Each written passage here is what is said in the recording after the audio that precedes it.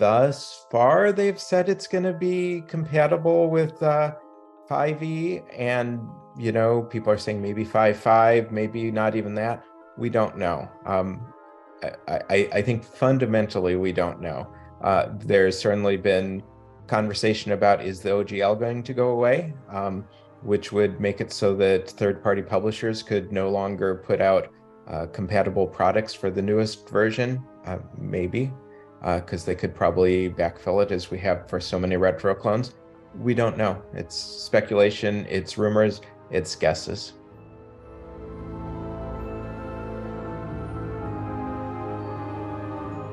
Hi, welcome to the Dieku podcast, year in review. And as last year, we were joined by Shannon Appelcline, who is the amazing writer of Designers and Dragons, 4-volume set that goes from the 70s, 80s, 90s, and the noughts. And we'll talk more about Shannon's contribution to the history of game design. But first of all, Shannon, welcome.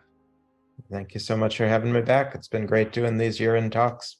Yeah, I really enjoyed our last year's talk, and I reflected upon our discussion and talking about predictions and what had happened last year, and it's been an exciting year. So why don't we just dive right into it? Overall, how do you think the industry has been faring, especially coming out of the pandemic? I've been really thrilled to see some good attention for the industry, some excitement.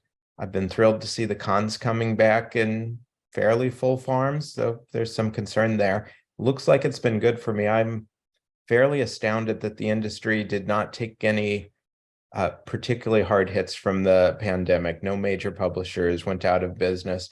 And it was really trying times for publishers, especially with the problems with shipping and the cost of shipping. Have you seen those difficulties with logistics and the shipping and the printing costs and paper shortage? Have you seen all those kind of come to an end now? The shipping costs have dropped from what I've seen. They seem to be back around where they were. Paper costs, I hear, are still very problematic. And I've even heard even finding paper is actually the bigger issue, even, and that obviously goes into the costs. Do you see a difference between North America and Europe in that?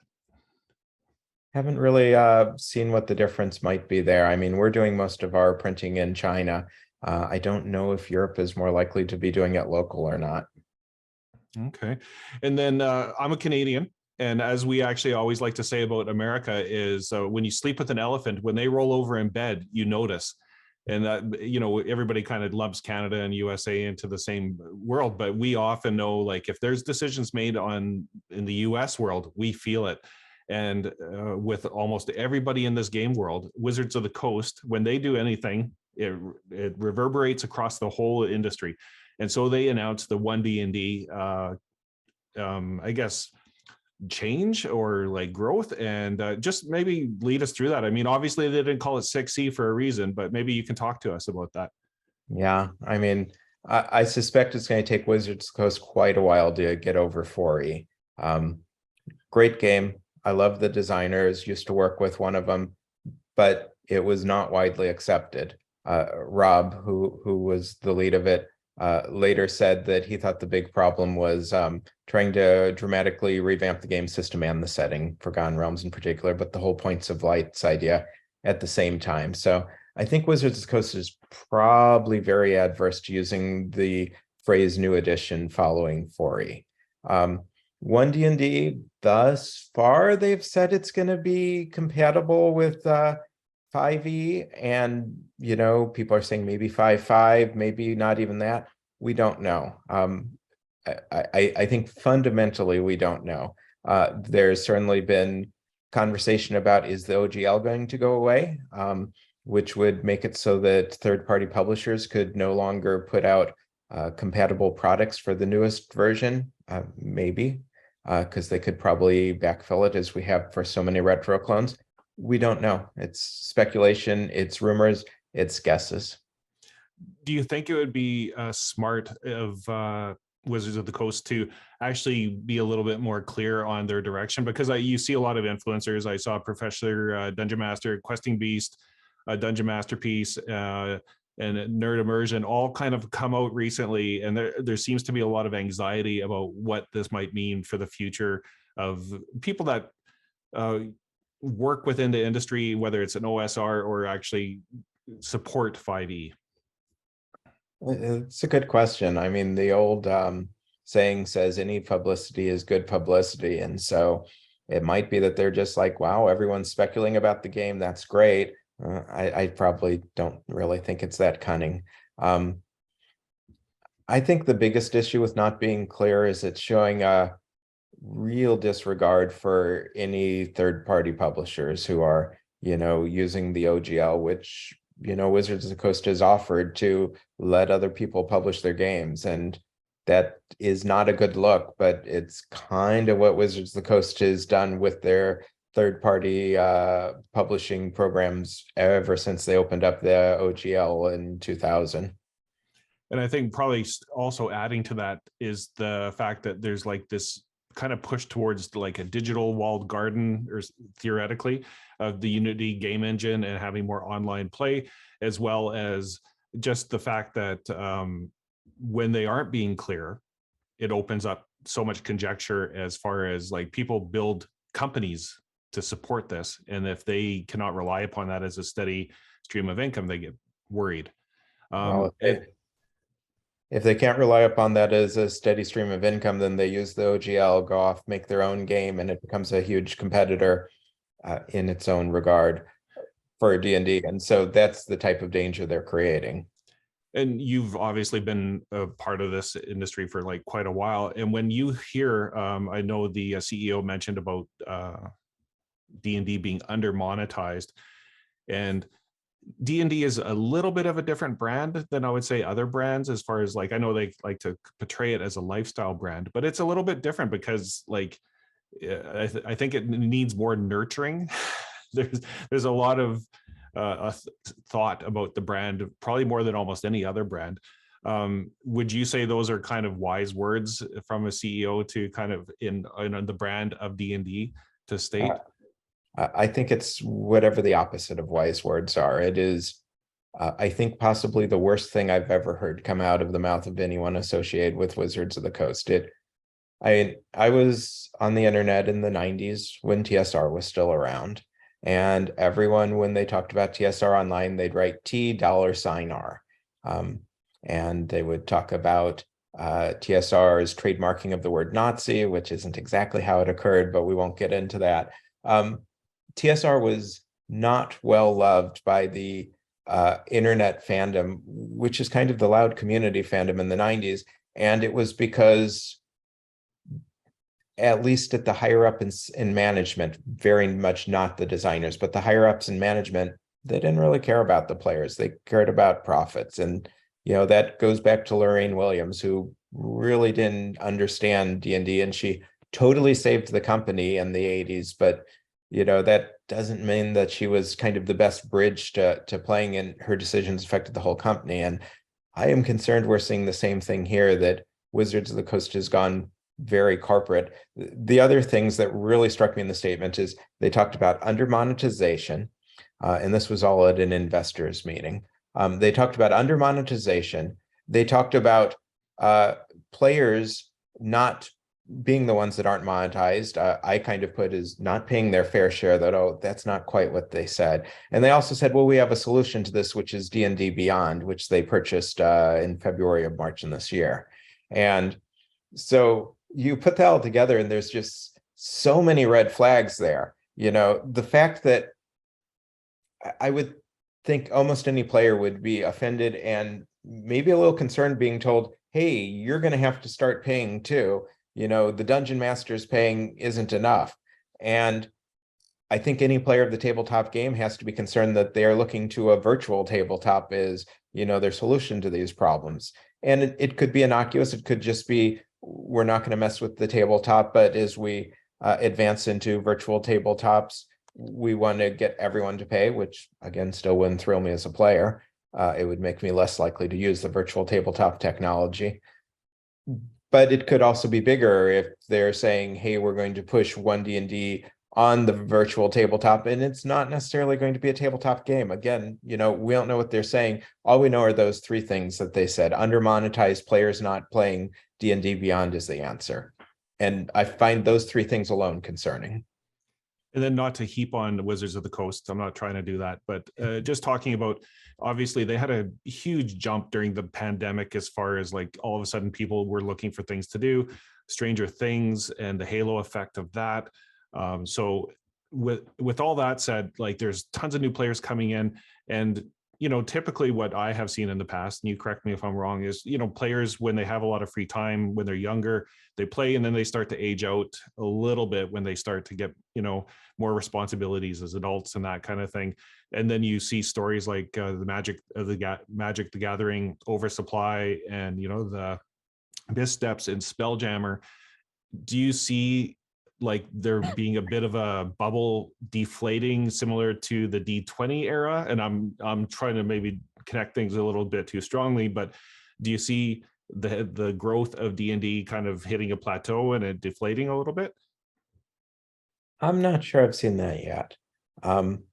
The Magic the Gathering cards being overprinted, at least Wizards' response to that, and obviously this is a biased source, they said, oh, the bank who made that statement, they just misunderstood the fact that it was the supply chain problems caused by the pandemic that made us put out two packs, one on top of the other. We've stayed with our, I think it's quarterly production, and it just so happened that we got unlucky there. So it's hard to say anything there. The inclusion of the Hazardy and the Spelljammer was unfortunate, but certainly just seemed to be like the type of thing Wizards of the Coast has been wrangling with Ann Paizo and other people, figuring out how things that might have slid by fine in the past aren't actually acceptable when you look at them too deeply.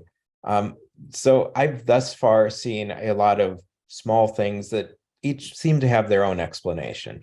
If I were to say one concern about is it going to plateau, it would simply be on the question of, what's the next Critical Role? What's the next Stranger Things? Stranger Things has one season left. It's on such a slow schedule nowadays that I can't believe it's making a huge impact like it did originally.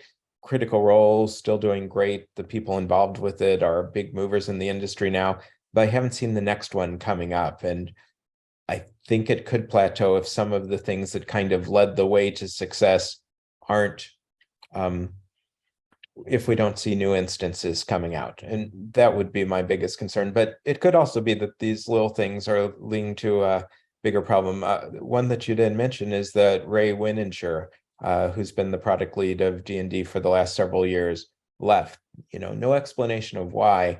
It's hard for me, at least, not to in some way correlate with the other things coming out of Wizards about how they're wanting to move the brand. We don't know that. Rumors and speculation, like I said, but it certainly looked to me like that might be more important than any of the other things. And then as Wizards of the Coast is the elephant in the bed, let's drop it way down to the indie scene. How is the health of the indie scene? The indie scene seems to have still been doing well. Itch was a huge new way for people to get games and produce games in fairly small quantity that was better than anything they had in the odd aughts when they were trying to figure out how do we get them out through nascent PDF publishers and in print at Gen Con. I also feel like it's caused a little bit of separation. I don't see as much of it anymore unless I go over there. There certainly continue to be influences on the mainstream. There continue to be the companies like Evil Hat who, did well enough that they're publishing fairly mainstream now. Not sure I've seen the big new ones come up. But I'm still working on Designers and Dragons, the tins, the sequel to the 4 books that you mentioned. And so I'm finding more and more there. So we'll see what some of the trends are. And we discussed prior to the start of the show, like basically a third generation of OSR coming into play now. And it's kind of funny the way to think of that, because OSR just being what it is, like it's taken on, I guess, a life of its own. Yeah, it's been pretty exciting to see. And I think different people have different definitions on what the generations are, but the one we were talking about was that kind of two of the leaders of the field have come back. Matt Finch and Daniel Proctor, between the two of them, were the primary forces for the three original retro clones that came out. Osric, Labyrinth Lord, and Swords and Wizardry. And Matt Finch spent about a decade at Frog God Games, and just this year decided to reinstate his old Mythmere Games brand. And he did Tome of Adventure Design Kickstarter, which was quite successful. I haven't really seen what the next step is, but him being out at his own company again is great.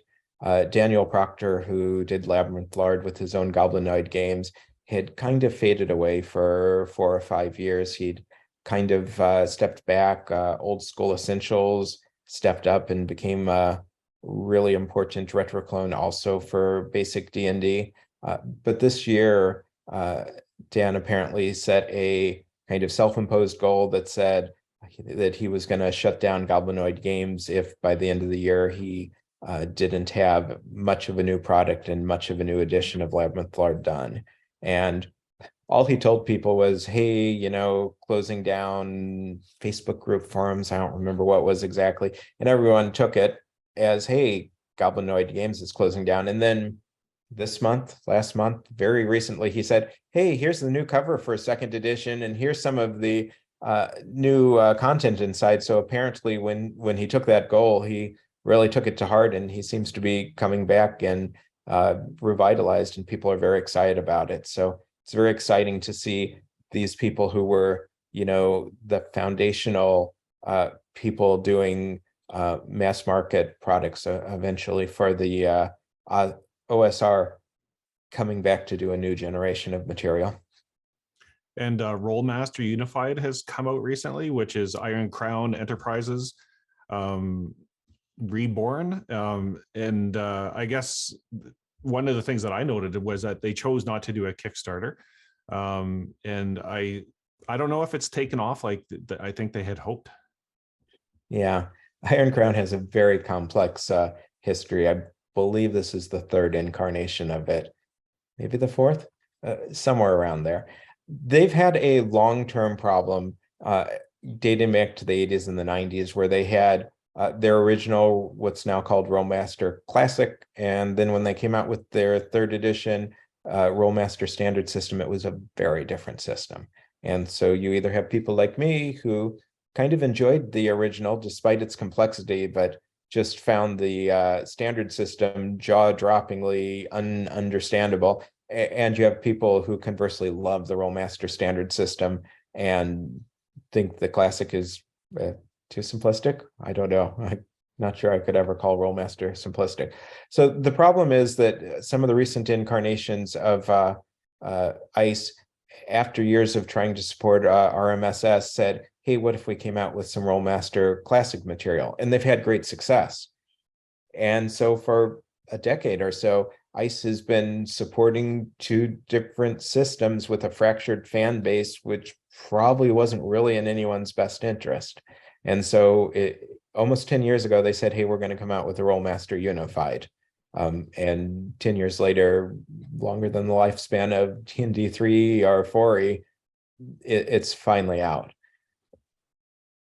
I suspect you're right, and it hasn't had a huge impact. And I suspect a Kickstarter might have helped, because Kickstarters aren't just about raising money. They are about raising interest and raising publicity too. And, you know, if you're a company that needs all of them, that's great. But even if you have the funding, the marketing can really help. And then yeah. I think Dark Master is a retro clone of Rollmaster. Ironically, is probably having a lot of success or in comparison. Yeah, there is a retro clone of Rollmaster too, and it seems to have done pretty well. I don't think it's Dark Master, but I don't have the name quite on the sorry if I got tip that wrong. of my tongue. But yeah, it feels to me like ICE is kind of off in its own community, and it's probably slowly been shrinking. I like to see their email newsletters, but unlike some of the other classic companies like Chaosium, who made a real big comeback when they changed hands, probably close to a decade ago now, not quite. It doesn't feel like ICE has ever seen that big resurgence, and Rolemaster Unified definitely could be that, but they need to get the word out.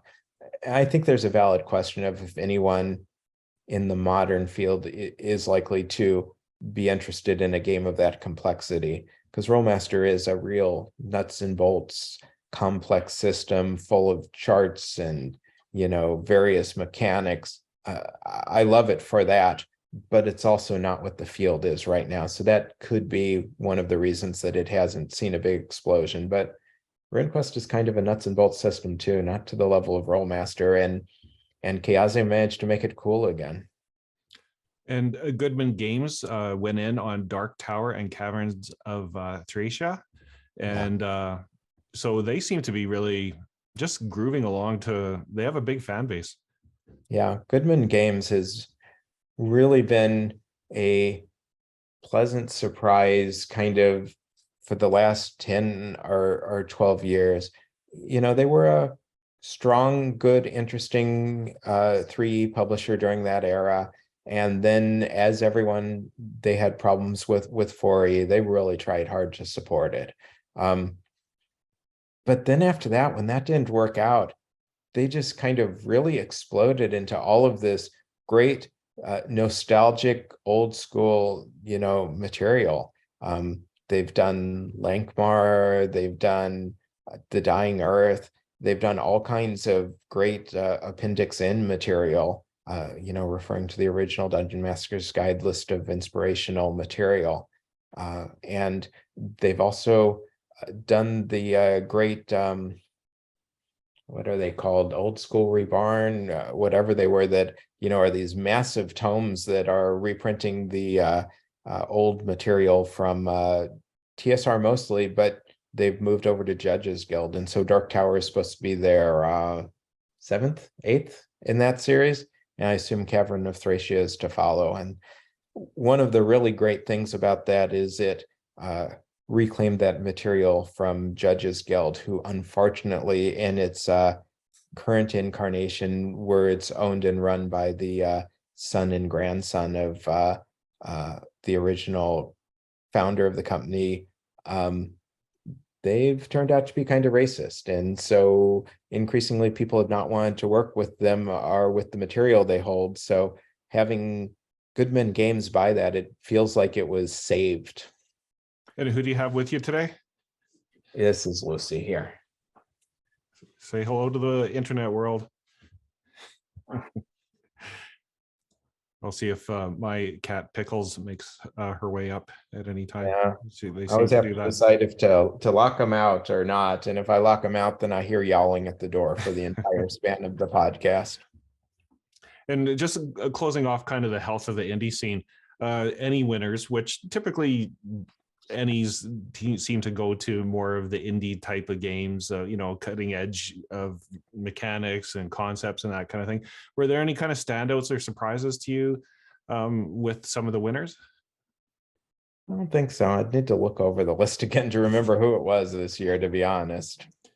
Well, I know that there's one of the areas that struck me was Free League. Not only were they awarded a lot of Ennies for primarily their production values, which are obviously amazing, but with Free League, they've also done a ton of licensing with Alien, One Ring, Blade Runner, now recently announced Walking Dead.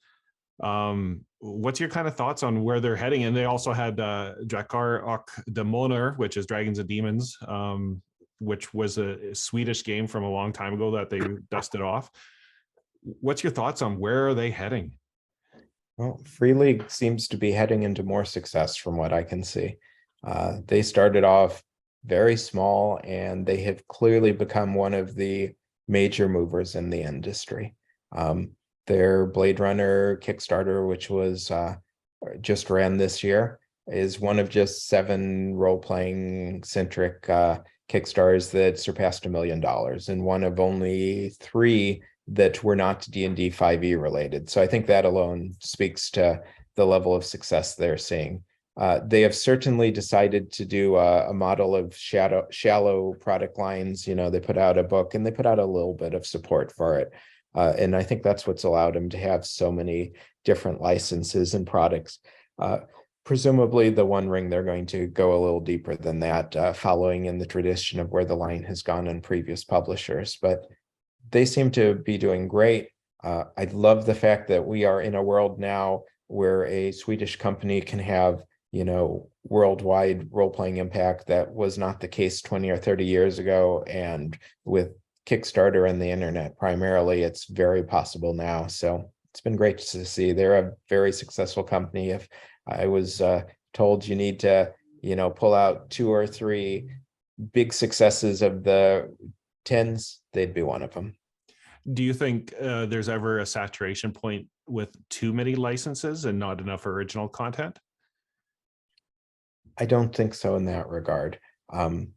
Licensing has really taken over a lot of companies. Modifius, who's another one of the companies who I think is one of the big successes of the tens, they're very heavy on licensing too. We've seen in the odd aughts and tens any number of companies that, you know, build their publications entirely or almost entirely on licensing, and they've done very well. The question, well, the 2 questions I would ask are, A, are they ready for the dangers of licensing? The biggest problem of licensing is that you are beholden to the licensor, and you can have a product line that you have slaved over and that you've built your reputation on pulled out from under you at any point. And so you can go all the way back to the origins of the industry, and you can say, hey, there are companies like FASA, who's best known for BattleTech, who actually got their start as a licensee. They started publishing on Traveller and eventually decided, hey, we don't want to be publishing a game system we don't own. And then they found success on that on their own with the Star Trek license. And then they said, hey, we don't want to be supporting a game universe we don't own. And then they came out with BattleTech, and, you know, they became one of the most successful companies in the industry based on that. Just this year or just this month, Modifius lost their Conan license. You know, they put out much of their original vision, but they still had books in the pipeline. They had a book on the Picts that was talked about in the previous release that will never come out now. They only have till next June, July or something to sell their products, and they're not publishing anything new. So, you know, that sucks. And it sucks for us as consumers too, because there was this great, well-received Conan line that's not going to be available again after mid next year. So that's the first thing I'd say. You know, is Free League ready for what happens when some of those licenses start going away? Because some of those licenses, like the Alien license, that was, you know, a pretty high-flying license for them that, from what I remember of interviews, they didn't necessarily think they had a chance for, and they were really thrilled when they got it. The other question is, are they pulling the old TSR move of just splitting up their audience between too many settings? That was one of the frequent reasons given for TSR's problems, and there were a lot of reasons for its problems, but that was one of them. And is Free League doing that? And it could be that since they're not publishing wide product lines, it's not as big of a problem, because TSR was still, you know, they'd come out with a new world and then they'd have 6 to 12 products out a year for that, and then a new world and 6 to 12 for that. Where Free League, it could be just, hey, you pick up the new game, you pick up the supplements for it, and then you move on to the next one. I think one of the questions is always, are you selling to collectors or players? And I think maybe players don't necessarily work as well if you're trying to jump them from system to system, but collectors might. With licenses, and I see, I'm not in the business enough to know, I believe there's a certain requirement of, like, it's not just, you can't just put out one game. They want you to support the line. Is that not right? And like build it out over a number of years, or is it up to the publisher to go, we want to maximize our license and put out more stuff? It's wholly dependent upon the terms of your license. You certainly could have licenses just for a limited number of books. I know when Green Ronin put out their DC books probably several years ago now, they were set as 3 books, I think, and that was it. You know, start, middle, end. And there's many others that allow for long-term there may be minimum sales requirements, which might have to do with the whole line. It all depends upon the terms of the licenses. There's certainly products that have just put out one book. River Horse did a Labyrinth role-playing game the other year that was just the one standalone book. On the other hand, they've also done their My Little Pony related stuff that has been wildly successful, and they support year after year with just a couple of products a year, but still. So all depends on the terms. And do you, closing out Free League, do you think they could eventually knock off a Wizards of the Coast? Is that conceivable that like they might become that big? No, there is no one conceivable in the industry who could knock off Wizards of the Coast. Earlier I alluded to, hey, Wizards created a competitor when they, moved to D&D 4E and forced Paizo to move to Pathfinder. Yes, but, Pathfinder, might at its best have 10, 20, 25% of the sales of D&D, if that, somewhere in that range, probably. There's no real competitor. There was never really a competitor for TSR, and there's never really been a competitor for Wizards. And then part of the success of Free League has been Kickstarter. And early on in the year, they announced like what I would probably refer to as an ominous NFT announcement. And there's a certain amount of backlash towards that. And then in Zine Quest, they changed it from February, which it had traditionally been run, to August to line up with Gen Con. And a lot of people also, once again, kind of gave a bit of backlash against that. Where do you see Kickstarter fitting into the ecosystem, despite these kind of missteps, or at least presumed missteps? Yeah, Kickstarter's announcement that they were going to move over to an open source blockchain-based technology is probably one of the worst shootings in the foot that I've ever seen. It was just stupid, and the reason it was stupid is because it was pure fantasy. What they were talking about was probably never going to happen.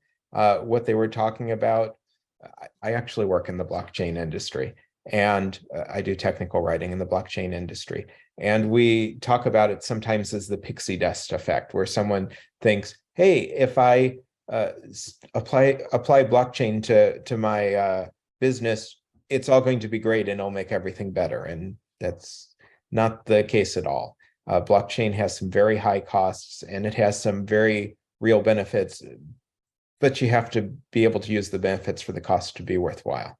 And last year, blockchain was receiving a very high level of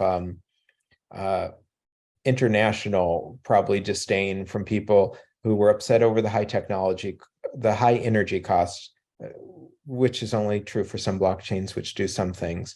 And they were upset over NFTs. And so Kickstarter walked into all of that. They never said why they would use blockchain. They never said how. They just said, we're going to do this. And, the inevitable thing happened. And what I think sad is that some publishers have moved away from using Kickstarter and are now running on less successful platforms where they are raising less money and thus their projects are less successful for something that was probably just a fantasy and was never going to actually impact it. They did it for sound reasons that met their ethics. And so I can understand why they did it, but it was just never going to happen. And so Kickstarter just so much shot themselves in their foot. I know less about the move of the Zine Quest and how that might have impacted people. But Kickstarter has not been,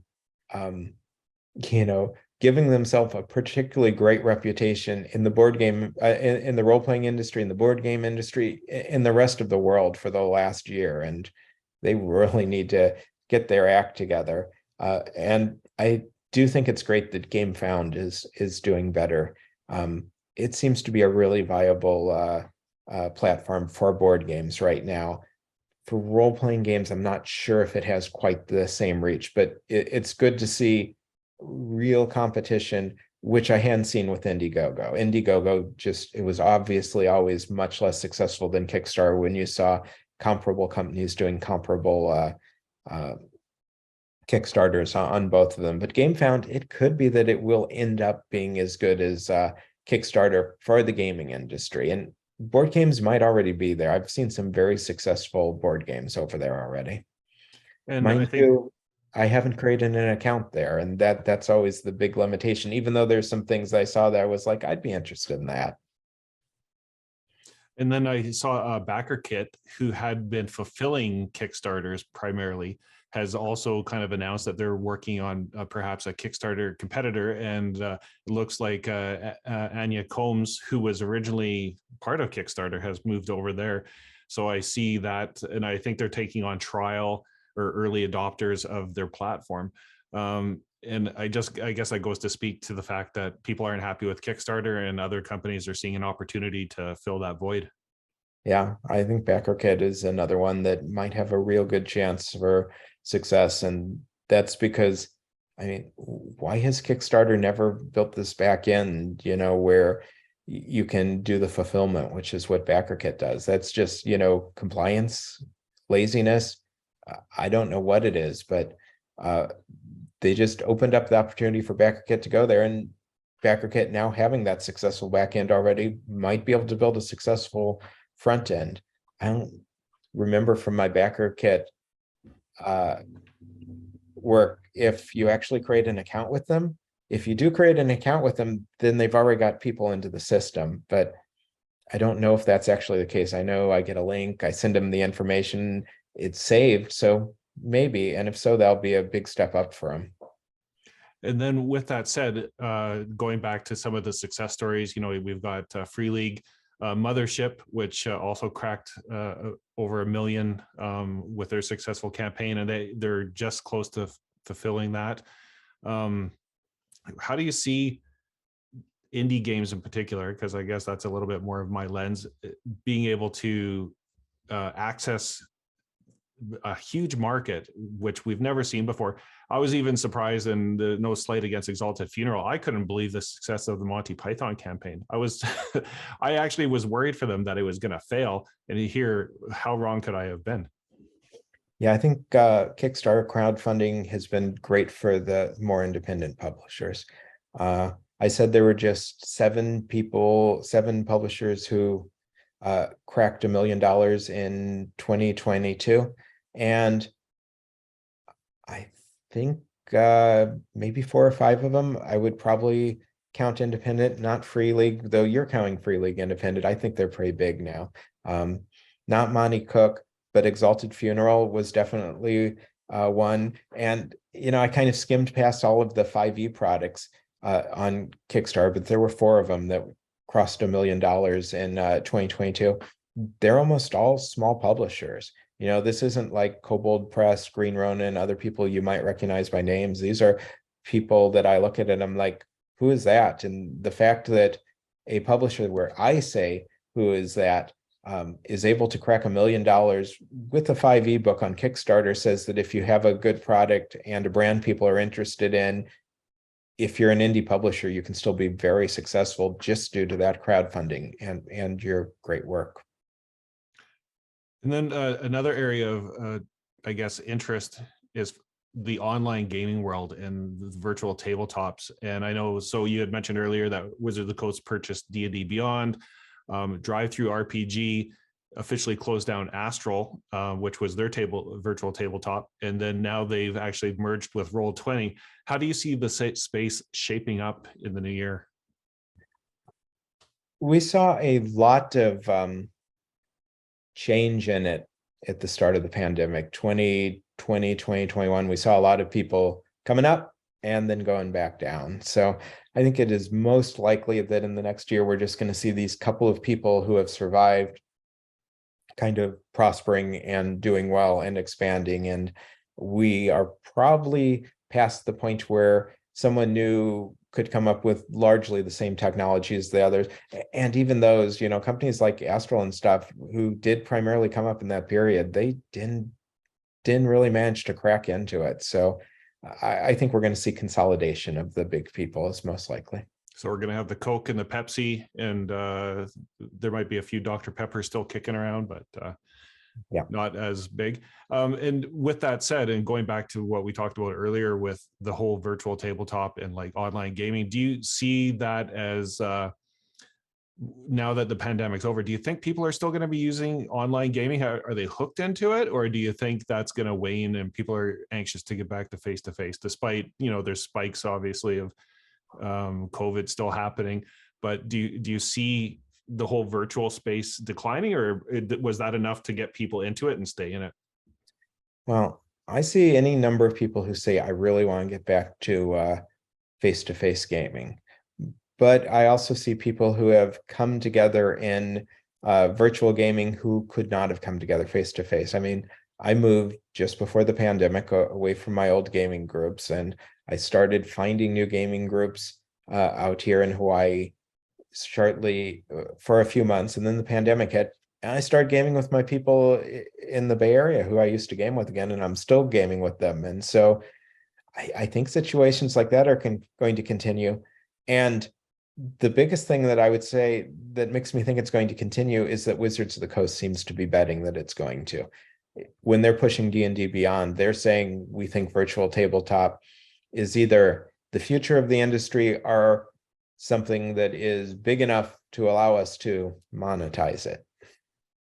And that's with those smaller micro transactions that they're kind of hoping for, whether it's skins on your like tabletop pieces and in the environment of the Unity environment. And well, it's definitely been of interest as far as technology goes. And speaking of technology, what has reared its head in the last probably 2 months in particular is artificial intelligence and the impacts on game creation, whether it's Midjourney or DALL-E for the art or ChatGPT for the writing.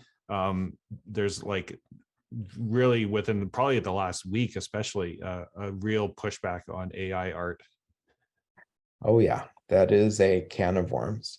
As a writer, I look at the artificial writing and it's horrible. It is still very bad. It is repetitive. It does not know how to make arguments. It doesn't know how to string things together. Doesn't mean that in 5 years it won't be at a whole totally different level. The art, some of it's pretty amazing and some of it's pretty horrible. I look at it, I feel like there are 3 different ways that you can look at this. First, you have to say, is the way that they train their AI bots legal? Because the training of the AI bots is really what's causing all of the consternation. Well, I think the fact that it can create publishable art is what's causing the consternation. But the way that it trains the AI bots is what people are looking at for, is it problematic or not? And so the first question is it legal? Because essentially what the AI does is it looks over a wide span of art. It scrapes the internet for it, like so many bots do. And it uses that to train itself. I don't understand exactly how the training works, but it definitely is not grabbing pieces of art and reusing them. That's not how it works. It's learning how to blend colors to make shapes and stuff from looking at this art. And so the question is that legal? And the answer seems to be 90 to 95% yes, it probably is legal right now. The main question that would fall under is it derivative of copyrighted material? And one of the tests for is it derivative of copyright material usually is the new material transformative? And even if you have AI drawing in the style, in the recognizable style of a known artist, it's pretty hard to say that isn't transformative because it's doing totally new stuff. It's, you know, not cutting and pasting. It's not creating existing work. So legal, probably yes. Chaosium is the only company I know of thus far who has directly come out against AI art. They have said our artists may not use our AI created artwork. And one of their concerns is that even if it is legal now, it may become illegal in the future, and they may have troubles selling stuff that they have already put art into if it is art that turns out to be illegal in the future. So the legality, I feel like, is mostly not in question at the moment, though there's certainly the concern for what may happen if, say, Disney tries to get a law passed to outlaw it. But I think the second question you have to ask, and the one that's as important, is it ethical? Because laws are a kind of trailing factor. They're not on the leading edge. They are constantly being updated and changed to reflect what's ethical in society, and are what society needs. But that's the third point that we'll get to.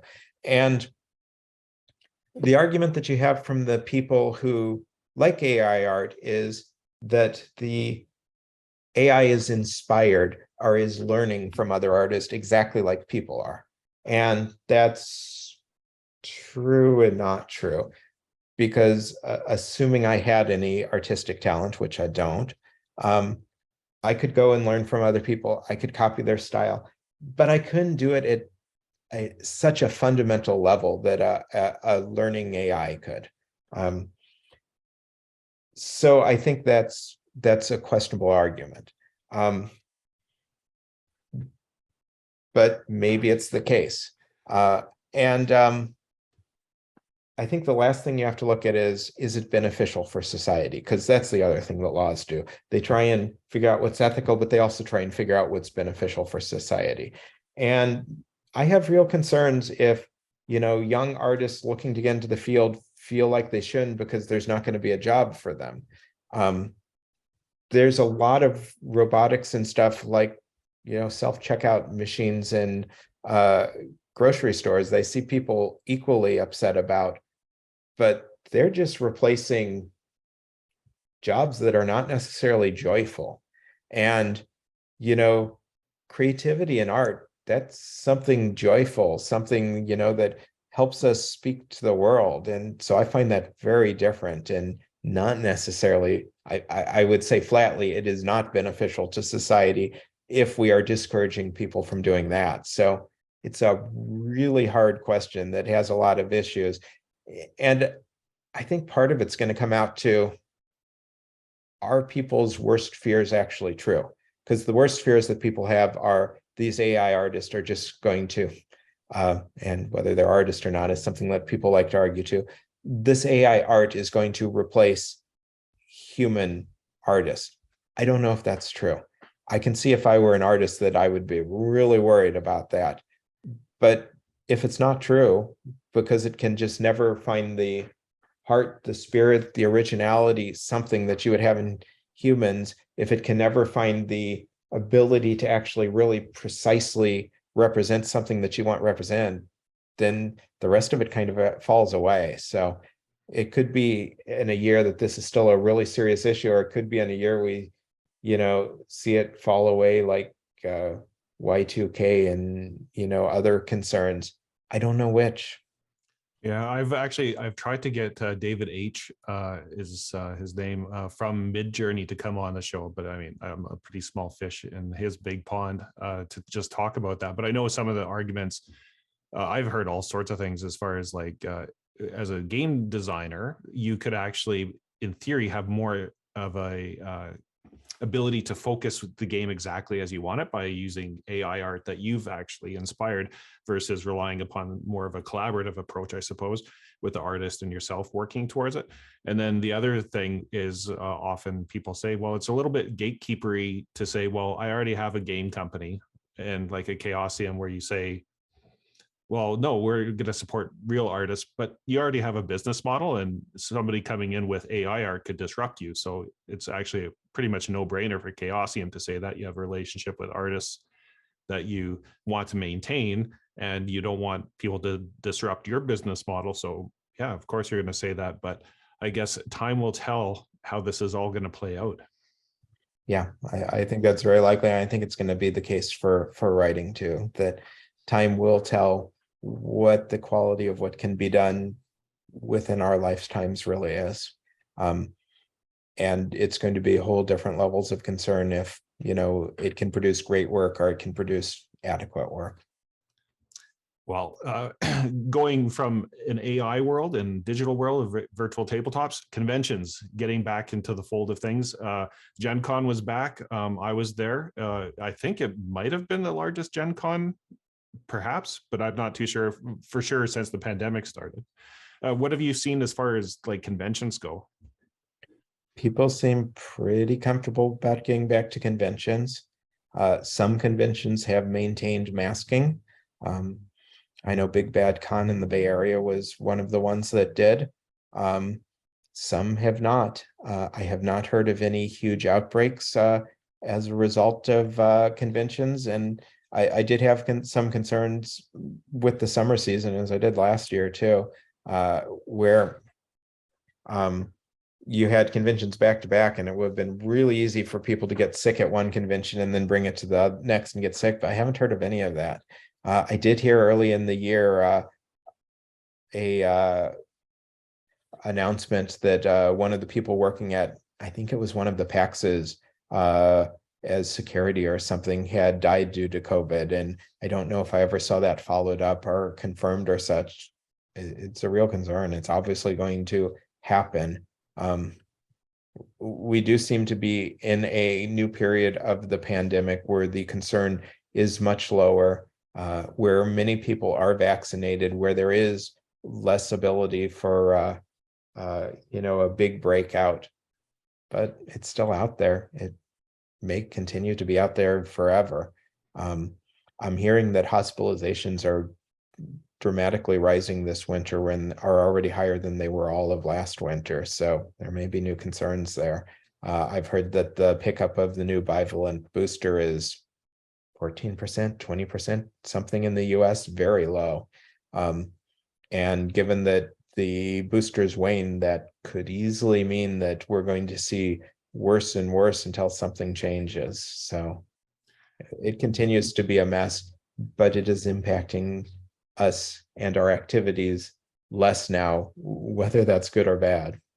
Do you see conventions still maintaining their place in a increasingly a metaverse type of world? Do you still think they're as important? We talked about this a little bit last year and you said yes. Do you still maintain that? Yes. I mean, if you're just talking about the metaverse as in Facebook's, grotesquely failed thing, well, that didn't seem to work out. I mean, if you're talking about in the scope of all the virtual tabletops and stuff, forums and stuff, we've had those forever, and conventions have just surged.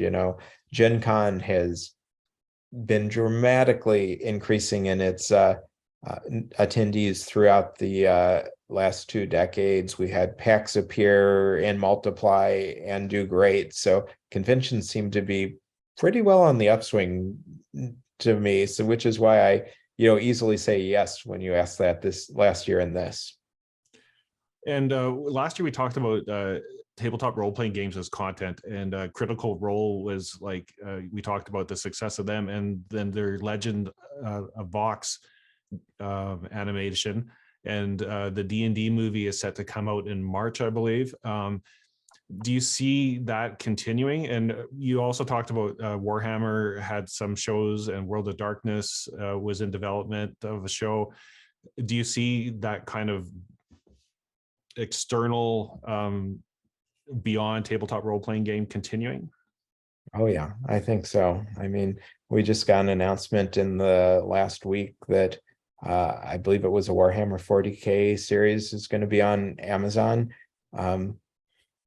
So that tells me, yes, it's still pretty big. The content is pretty big. I think the Dungeons and Dragons movie will be one that really tells all or not. If it's successful or even wildly successful, then that will mean in the next 5 years we see a huge surge of role-playing focused media. If it flops like the last few D&D movies will, that'd be a totally different story. But until that Schrodinger's movie goes off one way or the other, I think we're going to continue seeing it, and we've seen it, from the Cyberpunk video game last year to, as I said, the upcoming Amazon work on Warhammer. And now we're going to move into what I refer to as like business controversies, issues. So we already talked about Ray Winninger leaving Wizards of the Coast. Other folks leaving were Lisa Stevens. Yeah, Lisa Stevens has been announcing for a while that she would be stepping down from Paizo, and she finally did, probably several months ago now. And that I'm very sad that she will not be there anymore. She has been a crucial figure in the industry for 30 years. She was one of the people that helped White Wolf get started. She was employee number one at Wizards Coast. Then she founded Paizo. That's pretty much three of the biggest role-playing companies in that time. But what I found great about that story was the fact that she was able to plan that and execute that, put someone new in charge, and hopefully allow the company to carry on beyond her. And that is not the story of our industry in general.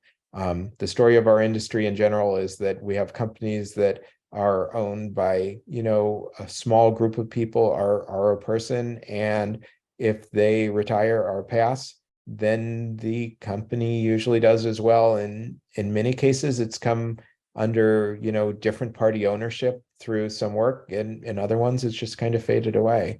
And so the fact that Paizo is big enough and successful enough that it is able to manage a transition like that really speaks well for it, and for an industry that can allow that.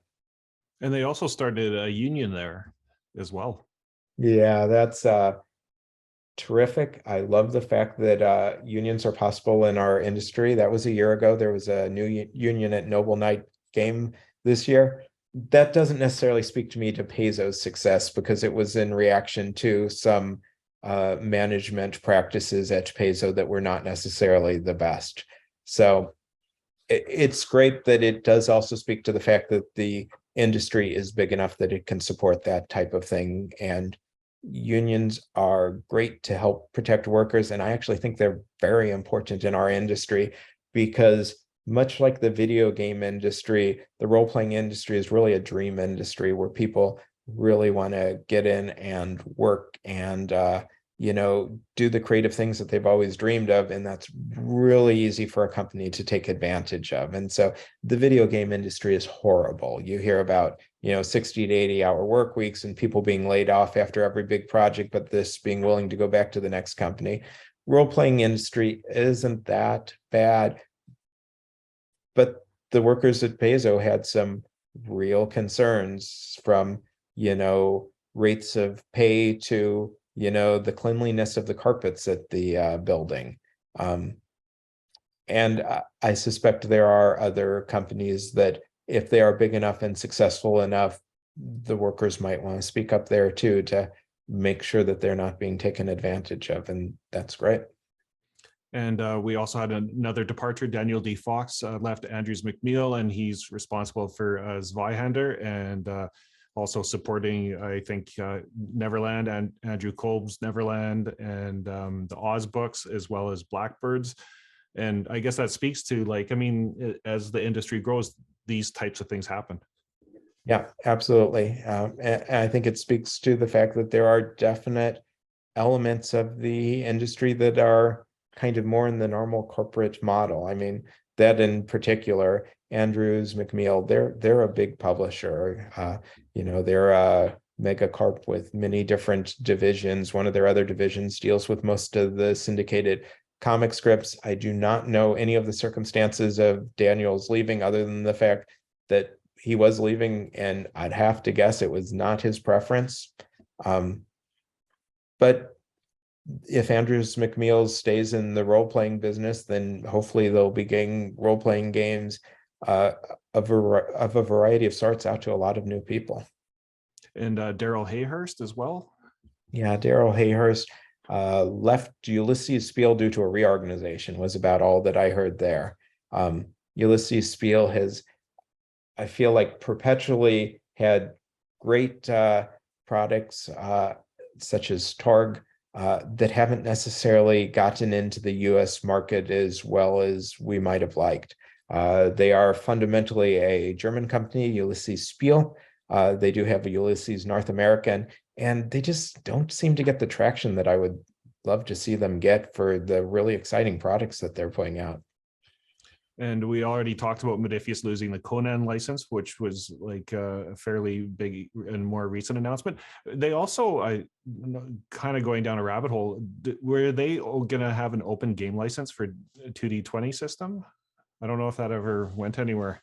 Yeah, I vaguely recall something of that now that you mention it. I don't remember what happened with that, if it happened or not. And then we on the controversy business side of things, Wizards of the Coast and Dragonlance settlement. Yeah, well, the great thing is that Dragons of Deceit, the first new book by Hickman and Weiss, came out a month ago or so, 2 months. It's on my Christmas list, so either I'll have it in a few days, or else I'll buy myself a copy right afterwards. It's very exciting to see, and of course they came out with the new Dragonlance board game and Shadow of the Dragon Queen, the new role-playing campaign. Wizards of the Coast did that, and so the fact that both Wizards and the original creators of Dragonlance are putting out stuff is terrific. It's very unfortunate that there had to be a lawsuit to force Wizards to fulfill their licensing agreement, which is, as I understand it, what happened, that they were withholding the okay on the Dragons of Deceit material without giving any way for Hickman and Weiss to actually resolve any problems, which is typically required in a contract, and apparently wasn't theirs. And so it's very unfortunate that it had to come down to that, but great. And I am looking forward to reading the first new Hickman and Weiss book in, I think, at least a decade in the Dragonlance universe. And then maybe going in a darker path, the new TSR and everything that's subsequently fallen out of that. Yeah, I was looking at that for, this year's report, and at first my response was, oh, it's just more of the same. And then I looked more at some of my notes, and a leaked draft that is supposedly, and everyone believes, their Star Frontiers draft, it's just horribly racist, and they claim it's not theirs. No one blames it. No one believes them in that, but it's what they claim. But, it did things like had a Black character race who had limited intelligence, and a white character race who had big bonuses to all of their stats. It was horrible. So yeah, Wizards of the Coast tried to get a restraining order on that. It was so bad. And apparently the judge just denied that a few days ago, but they just denied it because NuTSR said, oh, we're not going to publish that right now. And so the judge said, we're not going to give a restraining order if it's irrelevant. So I presume that NuTSR will be bankrupt, and possibly the founders of it will be bankrupt too if the corporate veil gets pierced, because Wizards can show fraud. And I think there's an argument for it in the way the trademarks were claimed. So I don't think they're going to be an issue after next year. It is sad that they keep taking up time and effort from people and concern, and that they're given a shitty reputation for the industry, and that they're simultaneously running what is supposed to be a museum for the industry in Wisconsin. And then there was the, I don't know if I call it a downfall of Satine and Stone, as far as bad relations and business practices. Yeah, it came out that they were being abusive to other people, and there was the usual cycle of claims they didn't do it, followed by apologies, and they seem to be trying to get back into the industry, and I don't think that's going to happen, but we'll see what happens. And Mar Barker. Yeah, that was the worst news of the year. It was discovered that he had authored a neo-Nazi novel for a neo-Nazi publisher back in the 90s, I think it was. And I mean, the thing that was horrible. And as far as we can tell, I'm pretty sure it's the case, the Tecumseh Foundation, who controls all of the rights to it's, known about it for a while. And opted not to tell anyone about it. And it finally only came out because someone wrote a PhD thesis or something on M.A.R. Barker, and they, in a footnote, quietly alluded to the fact that there might be an offensive book of some type that he had written, but they'd been asked not to talk about it.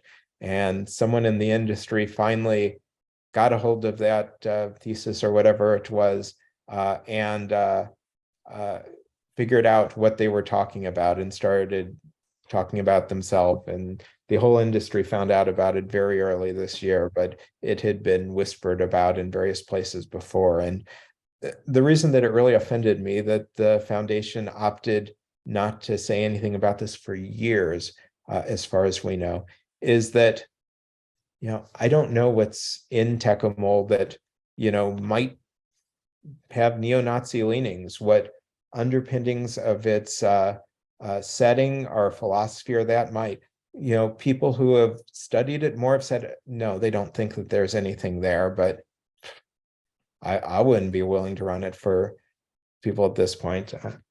I still have some of his EPT novels in my collection here, which may stay there, but I feel like taking that choice away from players and from game masters who may or may not have decided otherwise if they had known that there may be concern for the material.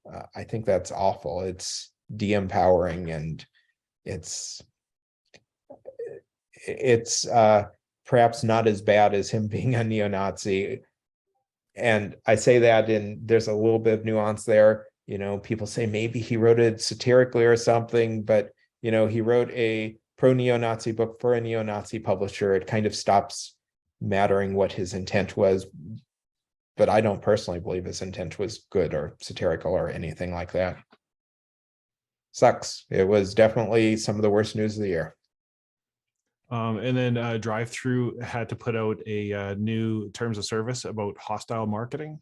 Yeah, they were running into problems where a handful of bad actors would put books up on the service that they were pretty sure were going to get blocked from them just based on, existing rules, and then would start advertising, how it was going to be banned by DriveThruRPG, or, waiting until it was banned, and then talking about what evil people DriveThruRPG were and how great their books were. And DriveThru finally said, if you're putting out books and, you're going to market them based on slagging us, we're going to say no.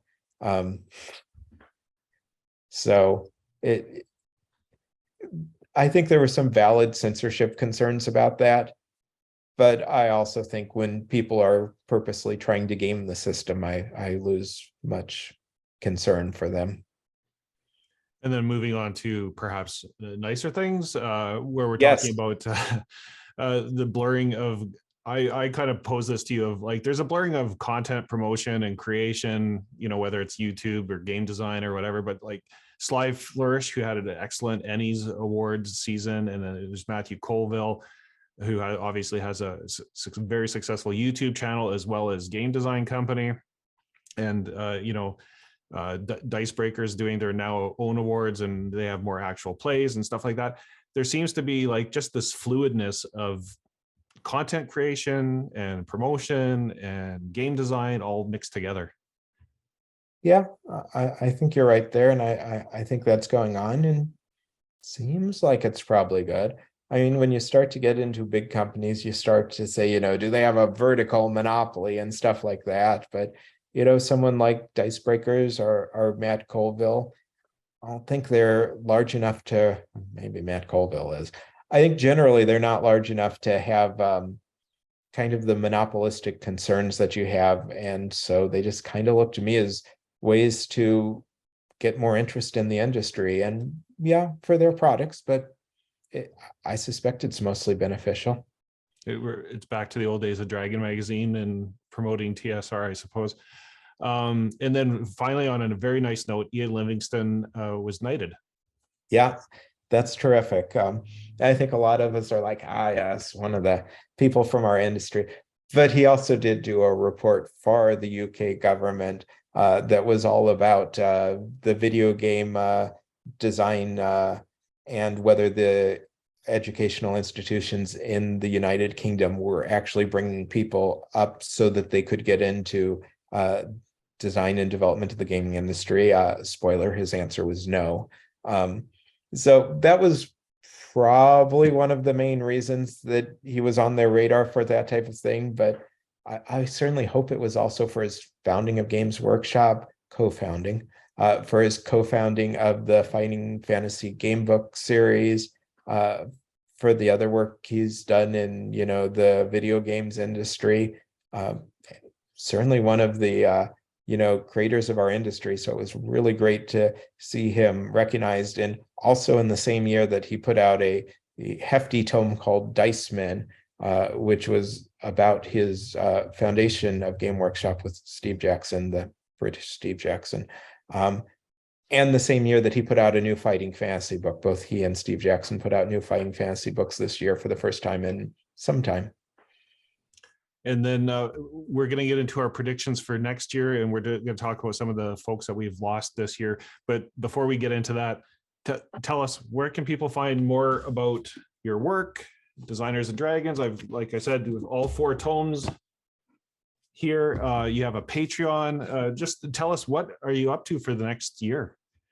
Well, since 2020, I've started spending half time on doing role-playing writing. And I am working on 8 books. Just 8? Just 8. So there's going to be 3 new Designers and Dragons books. There's the Lost Histories 1, the Lost Histories 2, and the Tens. And those books I'm hoping to finish up next year. I've written 20, 30, 35 new histories already, going from like Grenadier and Martian Metals back in the 70s to Modiphius and Freelingen in the 10s. So those are 3 of the books. I also, some years ago, wrote a bunch of product histories for what was then called D&D Classics and now has become part of DM's Guild, all of the original TSR products. And I've been collecting the first decade and a half of those into a series of 4 books that I currently have roughly named the TSR codices, but we'll see what actually they end up called. So they give a product history of every single product from chainmail through the end of AD&D first edition, and every basic D&D book and every later Mystaran book. So it goes up to 89 on the AD&D side and 94 or 95 or something on the basic D&D Mystaran side. So that's going to be another 4 books, and those I'm very certain that we will kickstart in some way in 2024, which is going to be the 50th anniversary of D&D and role-playing. I've got the 3rd book of those that I'm going to finish off this year, and they're all collections of what I wrote for D&D Classics, but cleaned up, regularized, and expanded into a coherent series. And then the 8th book I'm working on is one that I was just asked to write this year, which is a book-length history of the Traveler role-playing game. So Matthew Sprague, Matthew Sprague over at Mongoose and Mark Miller asked me to write that, and I'm around the halfway mark. I got to the point where there were so many magazines and fanzines in the very successful 80s that I got stuck up a bit as I went through it all, but I'm working on chapter 7, I think, right now out of 13 or 14. Well, I've definitely read a lot of your Traveler stuff over the years, so you have a good knowledge of that. So I'm excited to see that.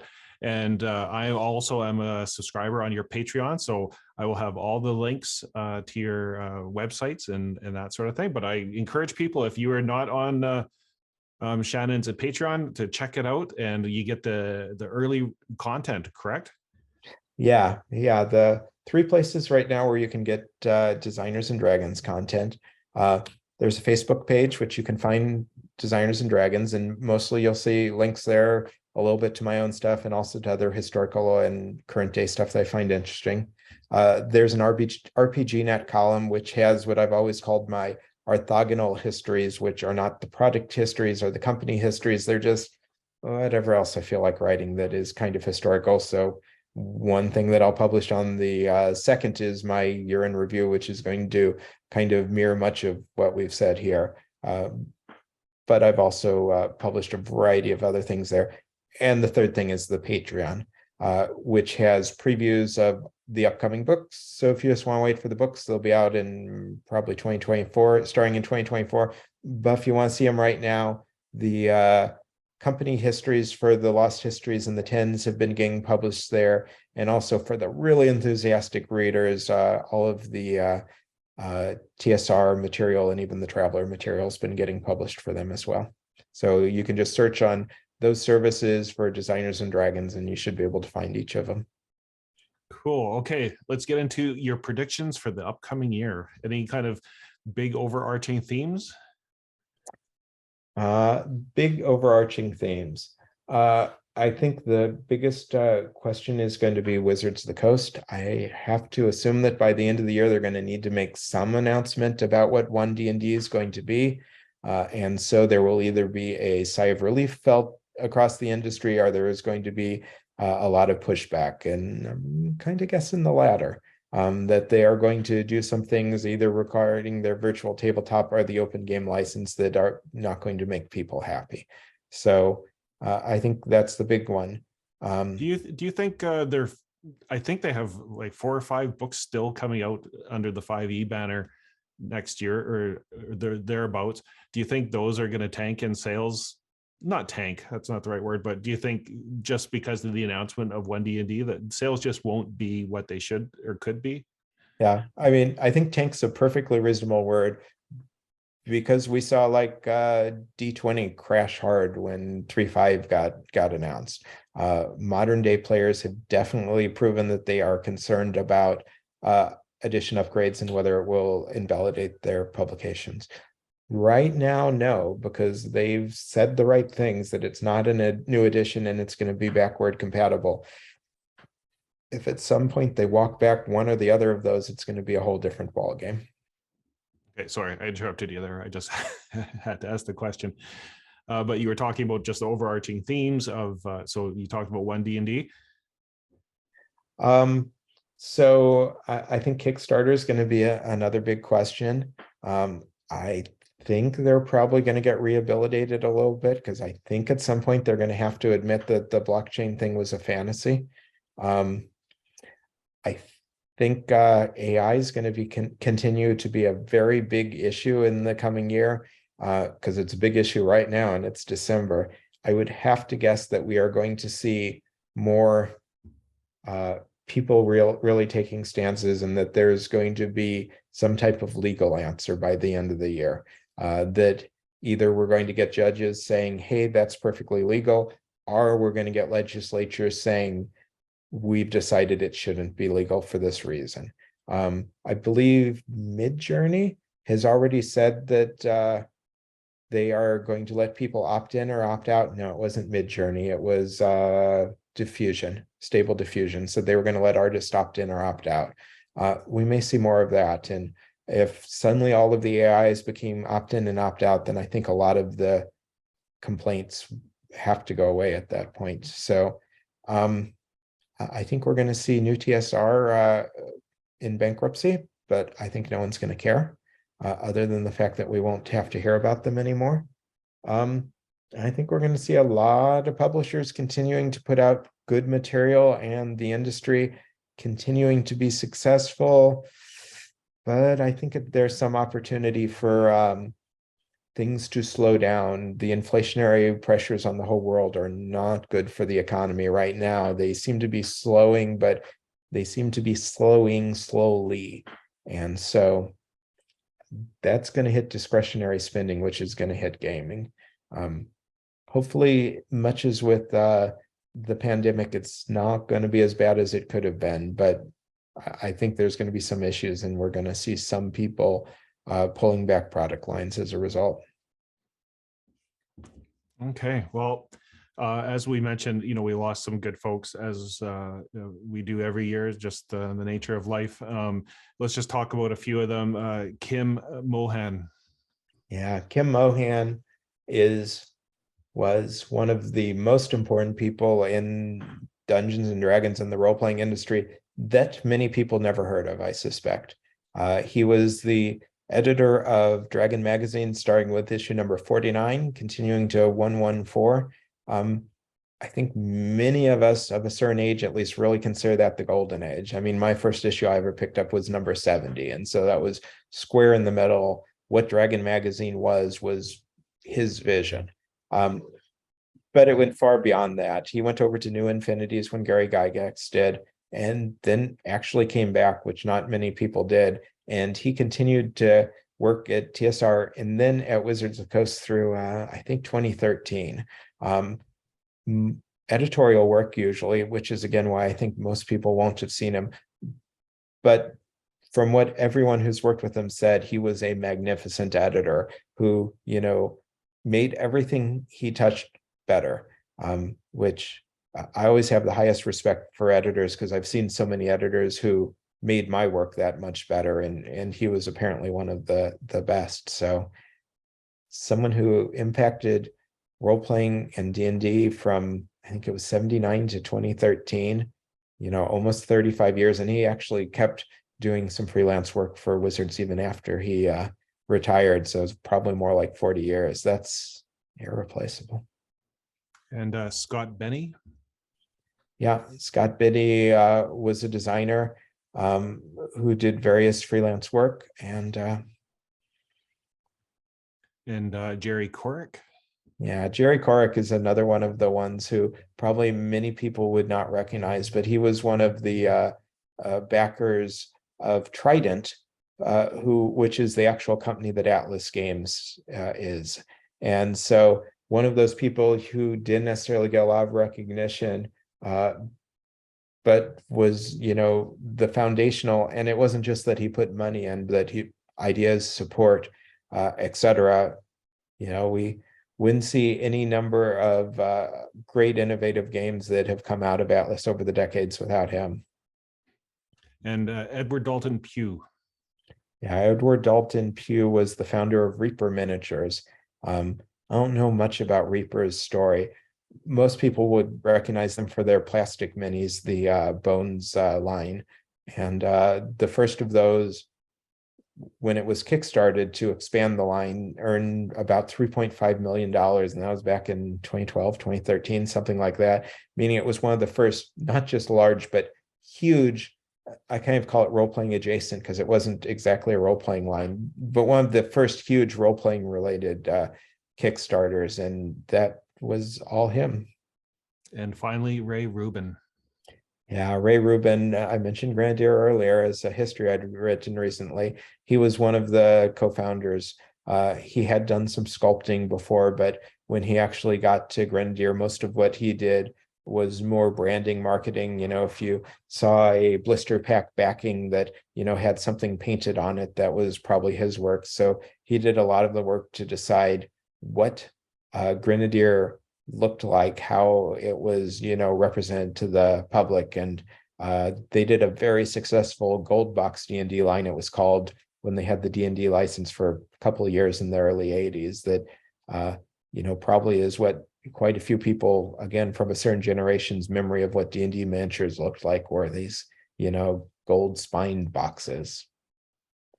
Well, Shannon, once again, I just want to thank you for joining us and sharing your knowledge and wisdom.